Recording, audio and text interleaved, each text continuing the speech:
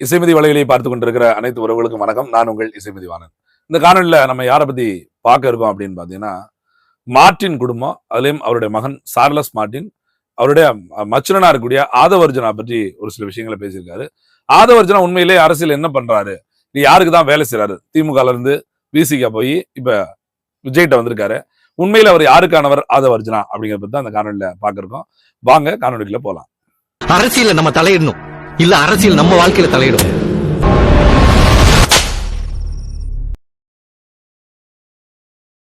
Martin, இந்த பேரை யாருமே மறந்துருக்க மாட்டோம். கோயம்புத்தூர்ல இருந்து தொடங்கின இந்த பேர் இந்தியா முழுமைக்கும் ஒரு பெயர் பெற அளவுக்கு போச்சுன்னா லாட்ரி வியாபாரம். லாட்ரி மார்ட்டின் அப்படின்னா அவ்வளவு தூரம் எல்லாருக்கும் பரிச்சயமான நபர். அந்த லாட்ரி மார்ட்டினோட மகள் டெய்சிய திருமணம் பண்ணவர் தான் ஆதவர்ஜனா. சரி, இந்த யார் இந்த ஆதவர்ஜனா அப்படின்னு பார்த்தா, ஆதவர்ஜனா ஒரு நார்மலான ஒரு நடுத்தர குடும்பத்துல பிறந்து தன் தாயை இழந்து அவங்களோட பெரியம்மா திலகவதி டிஐஜி இறக்கி போனாங்க இல்லையா, அந்த அம்மாவோட அரவணைப்பு இருந்து அவங்கள மாதிரியே வளரணும்னு வாழ்ந்து, அதுக்கப்புறம் விளையாட்டுத்துறையில கொஞ்சம் கொஞ்சமா தன் கவனத்தை செலுத்தி அந்த விளையாட்டுத்துறையில கொஞ்சம் உயர்ந்து கூடப்பந்தோட சம்மேளனத்தோட தலைவராகி அப்படி நிறைய பொறுப்புகளை வகிச்சு, அதன் மூலமா அவருக்கு மார்ட்டினோட மகள் டெய்சியோட அறிமுகம் கிடைக்குது. அது காதலா மாறி மார்ட்டின் போய் அதை சொன்னா மார்ட்டின் அவர்கள் திருமணம் முடிச்சு வைக்கிறாங்க. அவருக்கு ஒரு சின்ன வயசுல ஒரு கனவு வாங்குறாரு. அதை நோக்கி அவர் பயணம் மிகப்பெரிய பணக்காரன் ஆகணும் அப்படிங்கிறது அவர் கனவா இருக்குது. அதை நோக்கி ஒரு அதுக்கு என்ன துறையை தேர்ந்தெடுக்கலாம் அப்படின்னு விளையாட்டுத்துறையை தேர்ந்தெடுத்து அவர் நினைத்தது போல அதுக்கு ஒரு காதல் மலர்ந்து அது திருமணத்துல முடிஞ்சு நிக்குது. அப்படி அங்க மார்ட்டின் குடும்பத்துக்குள்ள நுழைஞ்ச அவர், மார்ட்டின் குடும்பம் அங்க ஒரு தொழில் இருக்கு பாத்தீங்களா அவங்ககிட்ட, அந்த தொழில கிட்டத்தட்ட ஒரு 4-5 ஆண்டுகள் அந்த தொழில பயணம் செய்யறாரு, அதை கத்துக்கிறாரு. அந்த நேரத்துல மார்ட்டின் மீது பல்வேறு விமர்சனங்கள் வியாபார தொழில் மீது வந்தாலும் கூட அதெல்லாம் சட்டபூர்வமானதா, எங்க மாமா தொழில சட்டப்படிதான் பண்றாரு, நிறைய அவர் வரி கட்டுறாரு, நியாயமான வரி கட்டுறாரு, பல மாநிலங்கள் அவருக்கு விருது கொடுத்திருக்கு அப்படின்லாம் அந்த நேரத்துல பேட்டி அளிச்சிருந்தார் ஆதவர்ஜனா. இப்படி 4-5 ஆண்டுகள் அந்த நிறுவனத்துல நல்ல வியாபாரம் பிசினஸ் அந்த வியாபாரத்தை கத்துக்கிட்ட ஆதவர்ஜனா தனியா நம்ம தொழில் பண்ண என்ன அப்படிங்கிற ஒரு இடத்துக்கு வரும்போது அவர் முதல்ல தொடங்கின தொழில் என்ன பார்த்தீங்கன்னா மைக்ரோ பைனான்ஸ். அது எப்படின்னா, தினந்தோறும் கடைகளுக்கு காலில் கொடுத்து திருப்பி மாலையில வாங்குறது, இல்ல மாலையில கொடுத்து காலையில வாங்குறது, 1000 கொடுத்தா 100 வட்டி, திருப்பி 1100 கட்டணும் அப்படின்னு அந்த மாதிரியான ஒரு மைக்ரோ பைனான்ஸ் தொடங்குறாரு. அது வெற்றிகரமா போகுது. உடனே அதுக்கு அடுத்தபடியா அவர் ரியல் எஸ்டேட்லயும் கால் பதிக்கிறாரு. அதுவும் அவருக்கு வெற்றியா அமைகிறது. இப்படி தொடர்ச்சியா விளையாட்டு துறையில இருந்து பிசினஸ் துறைக்கு மாறி அப்ப அடுத்த எந்த கண்ணவா அப்படின்னு பார்த்தா அது எல்லாருக்குமே தெரியாது, அரசியலா தான் இருக்கும். ஏற்கனவே அப்படிதான் ஒரு கணக்கெடு ஆதவர்ஜனா வச்சிருந்தாரா அப்படிங்கிறது நமக்கும் தெரியல. அதன் அடிப்படையில் அவர் அது எப்படின்னா, அவர் மாமா மார்ட்டின் இருப்பதனாலே அன்றைக்கு இருந்த திமுக ஆட்சியோட ரொம்ப நெருக்கம் காட்டி திமுக அறிமுகம் செய்யப்படுறார்.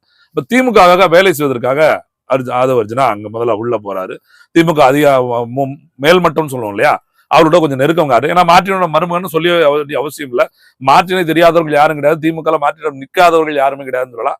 அந்த அளவுக்கு இருக்கிறதுனால ஆதவர்ஜனாவுக்கு ஒரு மதிப்பு கிடைத்தது, உடனே ஒரு உயர்ந்த இடம் கிடைத்தது. திமுக வேலை செய்தவங்க 2011 இருந்து 2016 வரைக்கும் பாத்தீங்கன்னா திமுக நமக்கு நாமே ஒரு திட்டத்தை ஸ்டாலின் முன்னெடுத்தாரு. அதுக்கட பின்புலத்துல நிறைய பேர் இருந்தாங்க, அதுல ஆதவர்ஜனாவும் ஒருத்தரா இருந்தாரு. 2016 தேர்தலுக்கான வியூக வகுப்புல இவரும் தன்னை இணைத்துக் கொண்டு திமுக வேலை செஞ்சாரு. அப்படி தொடர்ச்சியா சில ஆண்டுகள் திமுக பயணிச்சுட்டே இருந்தவர் என்னன்னு பாத்தீங்கன்னா, திடீர்னு விடுதலை சிறுத்தைகள் பக்கம் தன் கவனத்தை செலுத்துகிறாரு. ஏன்னா இங்க தேர்தல் வியூக வகுப்பாளராக இருந்தவர், அதுக்கப்புறம் ஒரு நிறுவனத்தை தொடங்கி இருக்காரு. அது தேர்தல் தொடர்பான வேலைகளை பார்க்கும் அப்படின்னு ஒரு கட்சிக்கான வேலையை செய்யும் அப்படிங்கிற இடத்துக்கு வருது. ஒருவேளை திமுக அந்த வேலையை செய்ய முடிஞ்சதா, இல்ல திமுகவே அது செய்வதற்கு அனுப்பிதா அப்படிங்கிறத நம்ம பின்னாடி பார்க்க வேண்டிய அவசியம். அது விடுதலை சிறுத்தைகள் இடத்துல தலைவர் திருமாவளவன் அவரோட சேர்ந்து அவர் அந்த பயணிக்க ஆரம்பிக்கிறார். கிட்டத்தட்ட ஒரு 2-3 ஆண்டு பாத்தீங்கன்னா விடுதலை சிறுத்தை நிகழ்ச்சி எல்லாமே கண்டக்ட் பண்றது, அதை கோஆர்டினேட் பண்றது, வடிவமைக்கிறது, ஒழுங்குபடுத்துறது, எல்லா வேலையுமே ஆதவர்ஜனோட அந்த அமைப்பு தான் பார்க்க ஆரம்பிக்குது. அந்த அமைப்பின் மூலமா தான் அந்த நிகழ்ச்சிகளை ஒழுங்கு இருக்கிறாங்க. 5 லட்சம் பேர் இருந்துட்டாங்க, 10 லட்சம் பேர் சேர்ந்துட்டாங்க, லட்சம் பேர் கூடியிருக்காங்க, எவ்வளவு ஒழுக்கமா இருந்தாங்க அப்படின்லாம் அதற்கான ப்ரொமோஷன்லாம் வெளியே வருது பாத்தீங்கன்னா, அதெல்லாம் ஆதவர்ஜனால் வெளியிடப்படுது. அப்படியே தொடர்ச்சியா இருந்துகிட்டாரு. ஒரு காலகட்டத்துல ஆதவர்ஜனாவுக்கு ஒரு தொகுதி எம்பி தொகுதியை வாங்கினா என்ன அப்படிங்கிற ஒரு பேச்சு, இன்னும் சொல்ல போனா விடுதலை சிறுத்தைகளுக்கு எழுத திமுக எழுது. அப்ப எல்லாரும் என்ன சொல்றாங்கன்னா, திமுக இருந்து சீட்டு கொடுக்க முடியாதனால ஆதவர்ஜனாவை விடுதலை சிறுத்தைக்கு அனுப்பியதே ஸ்டாலின் தான். அப்படி அனுப்பி 2 தனி தொகுதி ஒரு பொது தொகுதியும் கொடுத்துருவாங்க. தனி தொகுதிகளில் ரவிக்குமார் அவரும், ஏற்கனவே ரவிக்குமார் அண்ணனுமே விடுதலை சிறுத்தையில் இருந்தாலும் அவர் திமுக தான் வச்சுங்களேன். அண்ணன் திருமாவளவன் அவர்களுக்கு 2 தொகுதியை கொடுத்துட்டு ஒரு பொது தொகுதியில ஆதவர்ஜனா நிறுத்தப்படுவார் அப்படின்னு சொல்றாங்க. அந்த நேரத்துல ஆதவர்ஜனா சீட்டு கொடுத்தா இங்கிட்டு வன்னியரசு, சங்கத்தமிழன் இப்படியான ஆட்கள் எல்லாம் கொஞ்சம் கொதித்து எழுறாங்க. நாங்க இவ்வளவு காலம் இருக்கோம், எங்களுக்கு எல்லாம் கிடைக்காம எப்படி கொடுக்க முடியும் அப்படிங்கிற மாதிரி ஒரு பேச்சு வருது.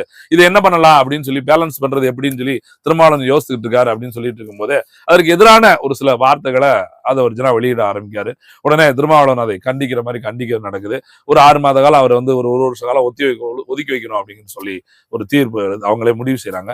ஆனால் அதுக்குள்ளாகவே அவர் வந்து அந்த வெளியே வந்துடுறாரு. அதாவது விடுதலை சிறுத்தைகள் கட்சி நான் வெளியே இருக்கிறேன் அப்படிங்கிற. இப்ப என்னன்னு பார்த்தா விடுதலை சிறுத்தைகள் கட்சியில் அவர் உள்ள நுழைந்ததே எம்பி சீட்டுக்கு தான் அப்படின்னா ஏன் திமுக அந்த எம்பி சீட்டு கொடுக்க முடியல? அப்ப திமுக தான் விடுதலை சிறுத்தைகள் கட்சிக்கு அவரை அனுப்பியதா அப்படிங்கிற மாதிரியான ஒரு நோக்கமெல்லாம் இருக்குது. இதை தாண்டிய ஒரு நம்மளோட ஒரு ஆராய்ச்சியும் பண்ண வேண்டிய அவசியம் இருக்கு. என்ன அப்படின்னு பார்த்தா தமிழக வெற்றி கழகம் விஜய் அவர்கள் கட்சி தொடங்கி வர்றாரு அப்படின்னு தெரிஞ்சோடனே ஆதவர்ஜனோட பார்வை நேரம் விஜய்கிட்ட போய் நிக்குது. ஏற்கனவே பாத்தீங்கன்னா விஜய் அவர்களை வச்சுதான் அந்த அம்பேத்கரோட ஒரு புத்தகத்தை வெளியிட்டாங்க, உன்னதமான உலகத்துக்கு ஒற்றுமான தலைவர் அப்படின்னு சொல்லிட்டு. அந்த புத்தகத்தை திருமாவளவன் வாங்குற மாதிரி தான் ஒரு நிகழ்ச்சி ஏற்பாடு பண்ணி அது ஒரு கான்ட்ரவர்சியாகி மாறிடுச்சு. அப்ப இந்த வேலையை ஏன் ஆதவ் செய்யறாரு அப்படின்னு பாக்குற போது ஒரு பின்னாடி கொஞ்சம் போய் பார்த்தோம்னா விஜய் அவர்கள் வந்து 2009 காங்கிரஸோட இளைஞர் காங்கிரஸ் தலைவராக சேர்றதுக்கு முயற்சி பண்ணார். ஆனா ராகுல் காந்தி அவர்கள் அவரை பொறுத்திருக்கு மாதிரி சொல்லிட்டு காங்கிரஸ் கட்சிக்கு என்ன ஒரு சிக்கல்னா இங்கே ஆளுங்கட்சியா தமிழ்நாட்டில் இருந்த காங்கிரஸ் கட்சி அதுக்கப்புறம் கிட்டத்தட்ட 1967 எப்போ திமுக ஆட்சிக்கு வந்தது அதுக்கப்புறம் காங்கிரஸ் கட்சியால எந்திக்கவே முடியல அப்படின்னே சொல்லலாம். அவங்க திமுக மேலே அதிமுக குறிப்பா திமுக மேலே சவாரி பண்ணி அதிகபட்சம் 10 எம்எல்ஏ 15 எம்எல்ஏ இப்படியே தான் போய்கிட்டே இருக்க ஒழிய அவங்களால வேற ஒன்னையும் பெற முடியல. அதே நேரத்துல பாராளுமன்ற தேர்தலில் 10 சீட்ல காங்கிரஸ் ஜெயிச்சிருது, 30 சீட்ல 20 சீட்டு திமுக ஜெயிச்சா கூட குறைஞ்சபட்சம் 2 to 5 பாராளுமன்றத்துல அமைச்சர்கள் பொறுப்பை காங்கிரஸ் வந்து திமுக ஒதுக்கிறது. ஆனால் சட்டமன்றத்துல அதிகாரம் 2 அமைச்சர் கொடுத்தோம், ஒரு அமைச்சர் கொடுத்தோம் அப்படிங்கிற இடத்துக்கு ஒருபோதும் திமுக இங்க திமுக கூட்டணி ஆட்சிக்கு ஒத்து போறதே இல்ல தமிழ்நாட்டுக்குள்ள. அப்ப இதுக்கு மாற்று என்ன கண்டுபிடிக்கலாம் அப்படின்னு ராகுல் மனசுல உதிச்சது விஜய் தான்.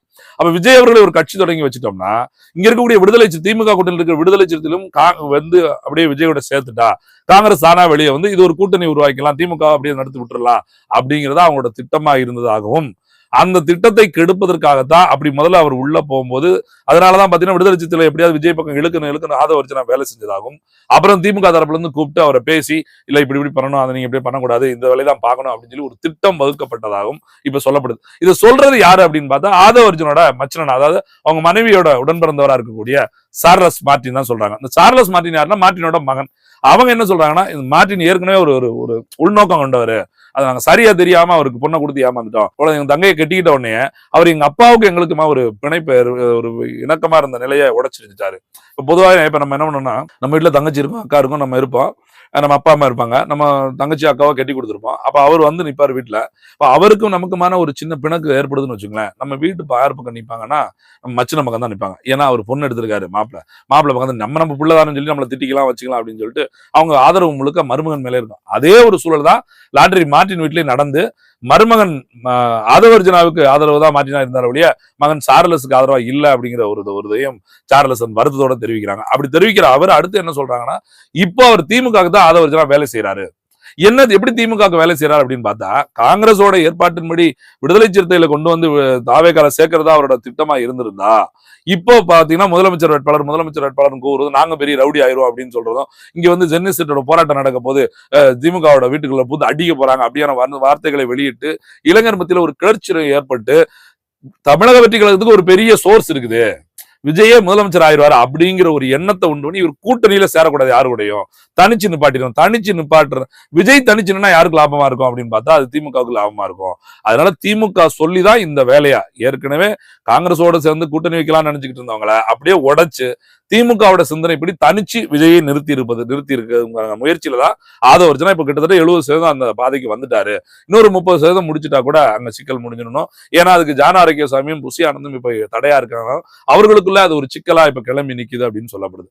இப்ப என்னன்னா ஆதவர்ஜனா அவர்கள் ஒரு அரசியலுக்கு அப்பாற்பட்ட ஒரு குடும்பத்துல இருந்து வந்திருந்தாலும் கூட அவருடைய நோக்கம் எல்லாம் ஒரு பார்வையில் இருந்தது, தன்னை வளர்த்து கொண்டு தன்னை சுற்றி இருக்கவங்களை சேர்க்கறதுக்காக ஒரு கூட்டத்தை உருவாக்கி இப்போ அதுல இருந்து ஒரு இடத்துக்கு மாறி ஒரு செல்வாக்கை ஏற்படுத்தி அவர் தொழிலாகி பிசினஸ் கொண்டு வந்து பெரிய வியாபாரமா மாறினதுக்கு அப்புறம் அரசியலை கையில் எடுத்து தான் அரசியல வெற்றி வருவதற்கு என்ன அப்படிங்கிறதுக்கு ஒரு ஆளுங்கட்சியோட தொடர்பு ஏற்படுத்தி அவரோட பின்புலமா இருந்து அவர் அங்கேயே சீட்டு கேட்கும் போது முடியாதுன்னு சொன்னோன்னா இன்னொரு கட்சிக்கு தவி நீங்க அங்கே எனக்கு கோட்டுக்கு சீட்டு கொடுத்து விடுங்கன்னு சொல்லி அங்க போய் நின்று அதுவும் தோல்வி வர நிலை வருகிற போது மறுபடியும் சரி பணம் கொடுத்தா, ஏன்னா அவர் நிறுவனமே அதுதானே வச்சிருக்காங்க, வாய்ஸ் ஆஃப் காமன் ஒரு நிறுவனம் எதுக்கு வச்சிருக்காங்க? தேர்தலுக்கு வேலை செய்யறதா? பரவாயில்ல, இந்த தேர்தல்னா அந்த தேர்தலில் சீட்டு வாங்கிக்கலாம் சொல்லி இப்ப தேர்தலுக்கு வேலை செய்யலாம் அப்படிங்கிற அந்த சிந்தனைக்கே மறுபடியும் ஆதவர்ஜனா வந்து இப்ப விஜயை காலி பண்ணதுதான் அவங்களுக்கான ஒரே தீர்வா இருக்கும் அப்படிங்கிறனால அந்த வேலையை செய்யறாருன்னு சொல்லி அவருடைய மச்சனாருக்கு சார்லஸ் மார்டின் மிக தெளிவா சொல்றாங்க.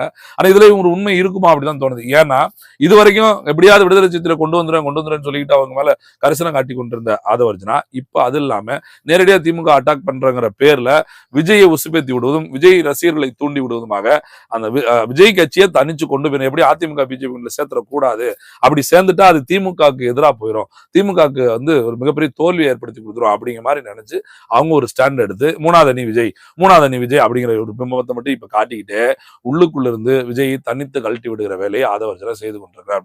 இப்ப இதுல வந்து கவலைப்பட வேண்டியது விஜய் தான். யார் நம்பி, ஏன்னா புசியா இருந்த நம்பி இவ்வளவு நாள் திருவிழா போனாரு, இப்ப அடுத்து 1 to 1 இவங்களை சந்திக்கவா அவங்கள சந்திக்கவா நினைச்சிட்டு இருக்காரு. ஏற்கனவே கரூர் ஒரு சம்பவம் நடந்தவனே அவரால் அதுல இருந்து மீண்டு வரதுக்கு அவ்வளவு சிரமப்பட்டார். அதை எப்படி கையாளுன்னு தெரியல. இப்ப ஆதவர்ஜனாவும் இப்படி கழுத்திறக்க வேலையை செய்தால், ஏற்கனவே ஜார நாராயணசாமி அவருக்கு சுத்தமா தமிழ்ல பேச தெரியும், படிக்க தெரியாது, அங்கிருந்து எழுது வாங்குற அறிக்கையெல்லாம் எங்க இருந்து எழுதுவாங்க, அவர் சொல்ற ஆள்கிட்ட இருந்து எழுதி வாங்கிட்டே இருக்காரு. அது எப்படின்னா நண்பன் படத்துல கூட மேலையில ஒருத்தர் பேசும்போது கீழே வாத்தியார் உட்காந்துருப்பார், எழுதி கொடுத்தது அப்படியே மக்கப் பண்ணி வாசிப்பான்ல, அந்த மாதிரி என்னடா மேடையில பேச வேண்டிய பேச்சாடா இது அப்படிங்கிற மாதிரி எது சொல்றானே தெரியாம பேசக்கூடிய இடத்துல விஜயை கொண்டு வந்து நிப்பாட்டிருக்காங்க.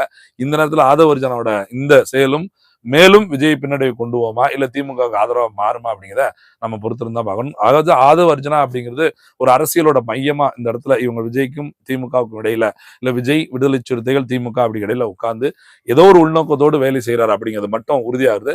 இதனால இந்த 2026 தேர்தல் காலத்துல ஆதவர்ஜனோட முகத்திரை கிளியும் அப்படின்னு நம்புவோம். நன்றி, வணக்கம்.